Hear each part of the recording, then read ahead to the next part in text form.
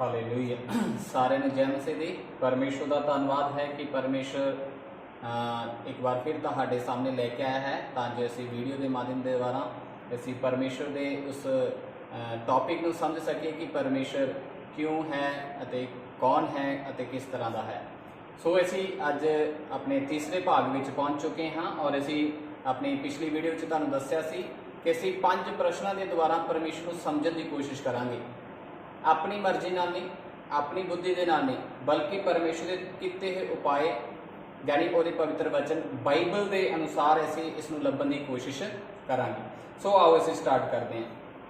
पिछली बार असी देखा सी कि परमेश्वर की है अते देखा सी कि परमेश्वर कौन है। अज असी देखांगे कि परमेश्वर कदों तो है। कदों शब्द जिहड़ा है वो समय काल दे नाल संबंधित है, जिसका मतलब होंदा वा कि जिस तरह हर एक चीज़ का कोई समय है। जिस तरह मैं इस धरती पर है, मेरी कोई एक डेट बर्थ है, मैं जब जावांगा तो मेरी एक एक्सपायर डेट बर्थ होएगी। इसी प्रकार असी इसनूं जब असी कहते हैं कि परमेश्वर है तो फिर कदों तो परमेश्वर हैगा वा, ये बहुत सारे का सवाल होंदा वा। अज असी उसनूं समझना है, अज असी उसनूं समझना है। सो इसमें असी देखना है किस तरह लिखा है, जिसने सब कुछ बनाया वो समय के अधीन नहीं। प्रियो, पहली गल तो असी ये देखी सी कि परमेश्वर ने सब कुछ बनाया है। परमेश्वर आत्मा है और असी परमेश्वर के नाम को वेख्या सी। अज असी देखने जा रहे हैं कि परमेश्वर का समय काल की आ, उसकी एज की आ, कि वो वाकई आद ते अंत है कि नहीं है। असी इसनूं देखांगे। सो असी उस परसनैलिटी की गल करते हैं जो इस किरिया तो इस समय काल की विधि तो बाहर है। क्यों? आओ असी देखिए पवित्र वचनों के विच असी अयूब की किताब उहदा 36 अध्याय उहदी 26 आयत नूं जदों असी पढ़ते हैं, इस प्रकार लिखा है, वेख परमेश्वर महान हैगा, असी उहनूं जानते नहीं, उहदे वरियां की गिनती समझ तो परे है।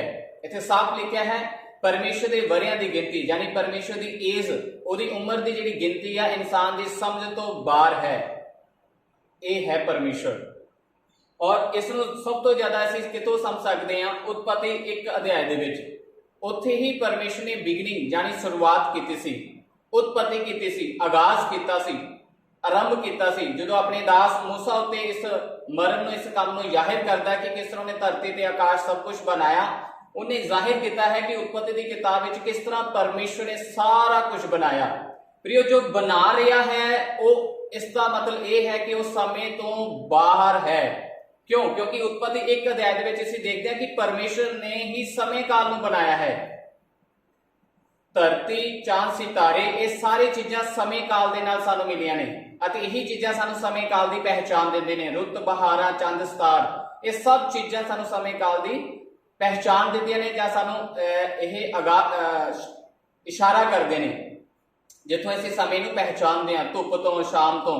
उसी प्रकार असीं देखते हाँ कि जब महान परमेश्वर ने जिन्हें असीं जान नहीं सकते, अपनी बुद्धि द्वारा समझ नहीं सकते, परंतु पवित्र वचना द्वारा जान सकते हैं, उसने ही ये सब कुछ बनाया। तो इत्थों ये स्पष्ट है कि वो इस समय काल तो बहुत दूर है अते समय काल तो बाहर है। आओ असीं इसनूं अगे वधावांगे अते कुछ उदाहरणों के द्वारा इसनूं समझांगे। पवित्र वचन विच असीं कुछ उदाहरण देखने, जिस तरह यशायाह नबी की किताब दे विच असीं पढ़ते हैं।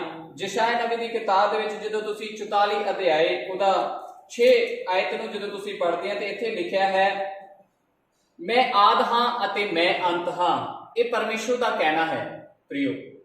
प्रियो, आद अते अंत का मतलब इस तरह नहीं लेना है कि हाँ वाकई परमेश्वर की कोई शुरुआत है तो वाकई परमेश्वर का कोई अंत नहीं।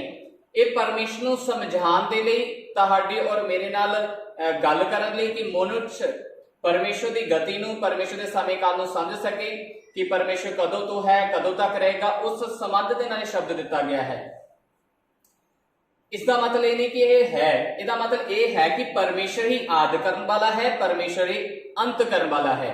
इसका मतलब परमेश्वर सनातन परमेश्वर है जो ना तो आद अते अंत दे विच आंदा है, ना उहदा आद है ना ही अंत है, बल्कि वो लंबे समय तक अते लंबे तो लंबे समय तक बने रहने वाला परमेश्वर है। दूसरा उदाहरण असीं देखते हैं जो इसी यशायाह नबी की किताब में 48 की 12 आयत में लिखा हुआ है। सो इस प्रकार है, ਇੱਥੇ ਵੀ ਉਹੀ ਕਹਿੰਦਾ ਹੈ, ਮੈਂ ਉਹੀ ਹਾਂ, ਮੈਂ ਆਦ ਹਾਂ ਅਤੇ ਮੈਂ ਅੰਤ ਵੀ ਹਾਂ। ਕਹਿੰਦਾ ਬਾ ਪਰਮੇਸ਼ਰ ਦੱਸ ਰਿਹਾ, ਮੈਂ ਹੀ ਸ਼ੁਰੂਆਤ ਕੀਤੀ ਸੀ, ਮੈਂ ਹੀ ਅੰਤ ਕਰਾਂਗਾ। ਕਿਸ ਦੀ? ਇਸ ਸਾਰੀ ਸ੍ਰਿਸ਼ਟੀ ਦੀ। ਕਿਸ ਦੀ? ਇਸ ਸਾਰੀ ਮਾਨਵ ਜਾਤੀ ਦੀ। ਪ੍ਰਿਯ ਥੋੜਾ ਜਿਹਾ ਗੌਰ ਕਰਕੇ ਦੇਖੋ, ਅਸੀਂ ਅੱਜ ਪਹਿਲੇ ਇਨਸਾਨ ਨਹੀਂ ਹੈਗੇ ਧਰਤੀ ਤੇ। ਸਾਡੇ ਤੋਂ ਹਜ਼ਾਰਾਂ ਲੱਖਾਂ ਕਰੋੜਾਂ ਮਨੁੱਖ ਇਸ ਧਰਤੀ ਤੇ ਆ ਚੁੱਕੇ ਨੇ। ਉਹਨਾਂ ਸਭ ਦੀ ਸ਼ੁਰੂਆਤ ਕਰਨ ਵਾਲਾ ਕੋਈ ਹੈ ਅਤੇ ਉਹ ਸਭ ਦਾ ਅੰਤ ਹੋ ਚੁੱਕਾ ਹੈ। ਅੱਜ ਅਸੀਂ ਹੈਗੇ ਹਾਂ, ਸਾਡਾ ਵੀ ਇੱਕ ਦਿਨ ਅੰਤ ਹੋ ਜਾਏਗਾ।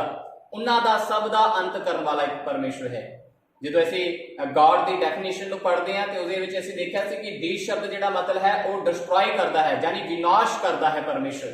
ਜਦੋਂ ਅਸੀਂ ਜੀ ਨੂੰ ਦੇਖਦੇ ਹਾਂ ਤੇ ਉਹਦਾ ਮਤਲਬ ਸੀ ਉਹ ਬਣਾਉਣ ਵਾਲਾ ਪਰਮੇਸ਼ਰ ਹੈ, ਉਹ ਕ੍ਰੀਏਟ ਕਰਦਾ, ਯਾਨੀ ਸ੍ਰਿਸ਼ਟੀ ਕਰਤਾ ਪਰਮੇਸ਼ਰ ਹੈ।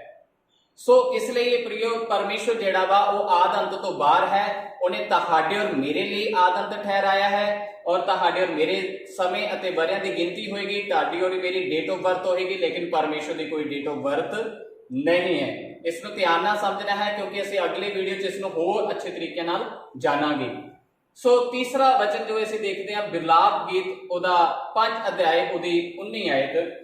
ਇਸ ਵਿੱਚ ਅਸੀਂ ਕੀ ਪੜ੍ਹਦੇ ਹਾਂ? ਇਸ ਵਿੱਚ ਵੀ ਬਹੁਤ ਅੱਛੇ ਤਰੀਕੇ ਨਾਲ ਪਰਮੇਸ਼ਰ ਨੂੰ ਬਿਆਨ ਕੀਤਾ ਗਿਆ ਹੈ। ਪਰਮੇਸ਼ਰ ਦੀ ਇਸ ਗੱਲ ਨੂੰ ਲਿਖਿਆ ਹੈ, ਤੂੰ ਹੈ ਯਹੋਵਾ ਸਦਾ ਤਿਕ ਵਿਰਾਜਮਾਨ ਹੈ, ਤੇਰਾ ਸਿੰਘਾਸਨ ਪੀੜ੍ਹੀਓਂ ਪੀੜ੍ਹੀ ਤਿਕ ਹੈ। ਇਹਦਾ ਮਤਲਬ ਕੀ ਆ? ਪਰਮੇਸ਼ਰ ਦੇ ਵਚਨ 'ਚ ਇਸ਼ਾਰਾ ਕੀਤਾ ਜਾ ਰਿਹਾ ਕਿ ਪਰਮੇਸ਼ਰ ਜਿਹੜਾ ਵਾ, ਯਹੋਵਾ ਜਿਹੜਾ ਪਰਮੇਸ਼ਰ ਹੈ, ਜਿਸ ਤਰ੍ਹਾਂ ਅਸੀਂ ਪਿਛਲੀ ਵੀਡੀਓ 'ਚ ਦੇਖਿਆ ਸੀ ਕਿ ਜੇ ਪਰਮੇਸ਼ਰ ਹੈ ਤਾਂ ਉਹਦਾ ਨਾਮ ਵੀ ਹੋਣਾ ਜ਼ਰੂਰੀ ਹੈ। ਜਿਸ ਤਰ੍ਹਾਂ ਸੰਸਾਰ ਵਿੱਚ ਹਰ ਚੀਜ਼ ਦਾ ਇੱਕ ਨਾਮ ਹੈ ਤੇ ਪਰਿਓ ਪਰਮੇਸ਼ਰ ਦਾ ਨਾਮ ਹੋਣਾ ਵੀ ਜ਼ਰੂਰੀ ਹੈ। ਸੋ ਯਹਵੇ ਯਹੋਵਾ ਪਰਮੇਸ਼ਰ ਜਿਹੜਾ ਉਹ ਸਦਾ ਤੋਂ ਲੈ ਕੇ ਸਦਾ ਤੱਕ ਵਿਰਾਜਮਾਨ ਹੈ। ਇਹਦਾ ਮਤਲਬ ਉਹਦੇ ਜੇ ਵਿਰਾਜਮਾਨ ਹੈ ਤੇ ਉਹਦੇ ਕੋਲ ਇੱਕ ਸਿੰਘਾਸਨ ਹੈ ਤੇ ਉਹ ਸਦਾ ਤੱਕ ਹੈ, ਤੇ ਇਹਦਾ ਮਤਲਬ ਪੀੜ੍ਹੀਓਂ ਪੀੜ੍ਹੀ ਬਣਿਆ ਰਹਿੰਦਾ ਹੈ। ਸਾਰੀਆਂ ਪੀੜ੍ਹੀਆਂ ਬੀਤ ਗਈਆਂ, ਆਪਾਂ ਵੀ ਬੀਤ ਜਾਵਾਂਗੇ, ਲੇਕਿਨ ਪਰਮੇਸ਼ਰ ਸਦਾ ਲਈ ਬਣਿਆ ਰਹਿੰਦਾ ਹੈ। ਪ੍ਰਿਯੋ ਇੱਕ ਗੱਲ ਮੈਂ ਤੁਹਾਨੂੰ ਦੱਸਦਾ, ਜੋ ਬਣਿਆ ਨਾ ਰਹੇਗਾ, ਇਹਦਾ ਮਤਲਬ ਜੋ ਸਮੇਂ ਦੇ ਅਧੀਨ ਹੋਏਗਾ, ਇਹਦਾ ਮਤਲਬ ਉਹ ਪਰਮੇਸ਼ਰ ਨਹੀਂ ਹੈ। ਪ੍ਰਿਯ ਇਸ ਗੱਲ ਨੂੰ ਸਮਝਣਾ ਹੈ। ਪਰਮੇਸ਼ਰ ਦੀ ਜਦੋਂ ਅਸੀਂ ਉਹਦੇ ਨੇਚਰ ਦੇ ਉੱਤੇ, ਉਹਦੀ ਕੁਆਲਿਟੀ, ਉਹਦੇ ਸੁਭਾਅ ਦੇ ਉੱਤੇ, ਉਸ ਟਾਪਿਕ ਦੇ ਉੱਤੇ ਆਵਾਂਗੇ ਉਸ ਦਿਨ ਤੁਸੀਂ ਇਸ ਨੂੰ ਹੋਰ ਬਿਹਤਰ ਤਰੀਕੇ ਨਾਲ ਸਮਝੋਗੇ। ਸੋ ਇਸ ਤੇ ਪਰਮੇਸ਼ਰ ਦਾ ਜਨ ਲਿਖਦਾ ਹੈ ਕਿ ਪਰਮੇਸ਼ਰ ਸਦਾ ਤੋਂ ਲੈ ਕੇ ਸਦਾ ਤੱਕ ਵਿਰਾਜਮਾਨ ਹੈ। ਜ਼ਬੂਰਾਂ ਦੇ ਵਿੱਚ ਇਸ ਨੂੰ ਬਹੁਤ ਅੱਛੇ ਤਰੀਕੇ ਨਾਲ ਲਿਖਿਆ ਗਿਆ ਹੈ। ਆਜੋ ਅਸੀਂ ਹੁਣ ਜ਼ਬੂਰਾਂ ਦੇ ਵਿੱਚੋਂ ਵੀ ਪਰਮੇਸ਼ਰ ਦੇ ਇਸ ਵਚਨ ਨੂੰ ਪੜ੍ਹਦੇ ਹਾਂ। ਜ਼ਬੂਰਾਂ ਦੀ ਕਿਤਾਬ 90 ਅਧਿਆਇ ਉਹਦੀ 2 ਆਇਤ ਵਿੱਚ ਲਿਖਿਆ ਹੈ, ਇਸ ਤੋਂ ਪਹਿਲਾਂ ਕਿ ਪਰਬਤ ਜਾਂ ਪਹਾੜ ਉਤਪਨ ਹੋਏ, ਧਰਤੀ ਅਤੇ ਸੰਸਾਰ ਨੂੰ ਤੈਂ ਰਚਿਆ, ਆਦ ਤੋਂ ਅੰਤ ਤੱਕ ਤੂੰ ਹੀ ਪਰਮੇਸ਼ਰ ਹੈ। ਪ੍ਰਿਯੋ ਬਚਨ ਸਾਫ਼ ਕਹਿ ਰਿਹਾ ਹੈ, ਜ਼ਬੂਰ 90 ਉਹਦੀ 2 ਆਇਤ ਵਿੱਚ ਸਾਫ਼ ਲਿਖਿਆ ਹੈ ਕਿ ਉਹ ਪਰਮੇਸ਼ਰ ਜਿਹੜਾ ਵਾ, ਇਸ ਤੋਂ ਪਹਿਲਾਂ ਕਿ ਸੰਸਾਰ ਬਣੇ, ਇਸ ਤੋਂ ਪਹਿਲਾਂ ਕਿ ਪਹਾੜ ਰੱਖੇ ਗਏ, ਇਸ ਤੋਂ ਪਹਿਲਾਂ ਕਿ ਸਭ ਕੁਝ ਜੋ ਸਾਡੇ ਦੇਖਣ ਦੇ ਵਿੱਚ ਆਉਂਦਾ ਇਹ ਬਣਿਆ, ਪਰਮੇਸ਼ਰ ਆਖਦਾ ਪਿਆ ਮੈਂ ਹੈਗਾ ਵਾਂ।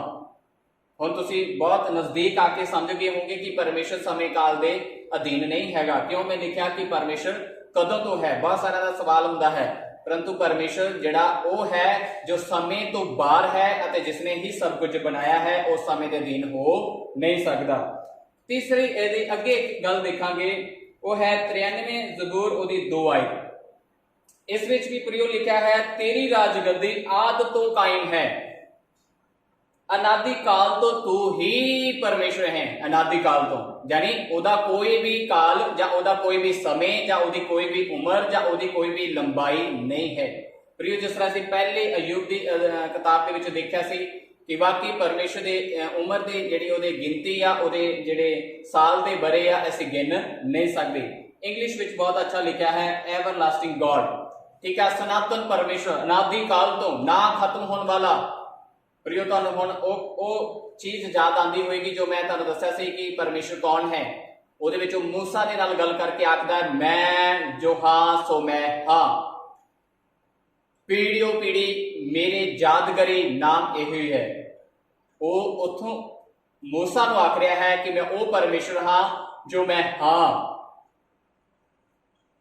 ਉੱਥੇ ਆਪਣਾ ਵਰਣਨ ਪੂਰੀ ਤਰ੍ਹਾਂ ਪਰਮੇਸ਼ਰ ਉਹਦੇ ਤੇ ਕਰ ਰਿਹਾ ਹੈ ਕਿ ਮੈਂ ਕੌਣ ਹਾਂ ਔਰ ਮੇਰੇ ਮੇਰਾ ਸਮੇਂ ਕਾਲ ਕੀ ਹੈ, ਮੇਰੀ ਉਮਰ ਦੀ ਲੰਬਾਈ, ਮੇਰੇ ਵਰਿਆਂ ਦੀ ਗਿਣਤੀ ਕੀ ਹੈ।